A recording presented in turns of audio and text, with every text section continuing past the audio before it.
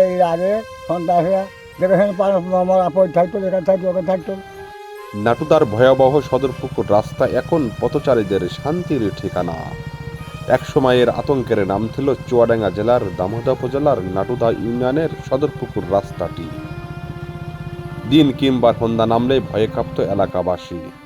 সন্ত্রাস, চাঁদাবাজি আর সমাজের কুচক্রী মহল রাস্তার দুপাশে ছিল সবসময় সক্রিয়। 90 দশকের সেই সময়টা আজও ভুলতে পারেন না স্থানীয়রা। রাস্তা আগে মানুষ বেচা কেনা করে আসতুল, পয়সা করে নিতুল, তাহাই ভয়ঙ্কর রাস্তা। এখন আমরা অনেকটা শান্তি আছি, রাস্তা এখন ভালোই আছে রাস্তা এখন। এলাকার প্রবীণ ব্যক্তিরা জানান, তখন দিনের বেলায় রাস্তায় মানুষ কম চলতো, আর সন্ধ্যা নামলে পুরো এলাকা ঢেকে যেত অজানা ভয়ের ছায়ায়।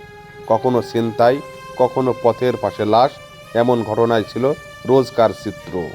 রাস্তাটি ছিল মাটির, দুপাশে ঘন ঝোপঝাড় ও জঙ্গল, ফলে অপরাধীদের আশ্রয়স্থল হয়ে উঠেছিল এলাকা।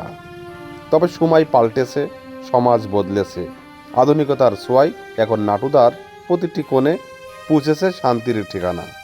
এই এত অত্যাচার এখন থেকে ওইটা নেই, আর ওটা এখন ভালো হয়ে গেছে, এখন বেশ মানুষজন ভালোই যায়। স্থানীয়রা বলছেন, প্রশাসন ও জনসচেতনার কারণে চাঁদাবাজি, সন্ত্রাসীদের দিন এখন অতীত হয়ে গেছে। বর্তমানে সদরপুকুর থেকে ছাতিয়ানতলা মহাসিন মোড় পর্যন্ত রাস্তাটি কংক্রিট ইট দ্বারা পাকা করা হয়েছে। পথচারীরা জানান, এই রাস্তা ভয় নয়, আছে শান্তি ও নিশ্চিন্তে চলাচলের পরিবেশ। বিকেল হলেই রাস্তাটির দুপাশে বসে গ্রামের যুবকরা, গল্প আড্ডায় মেতে ওঠে। তারা বলেন, তৎকালীন সময়ের সেই ভয়াবহ রাস্তাটা এখন আমাদের শান্তির জায়গা।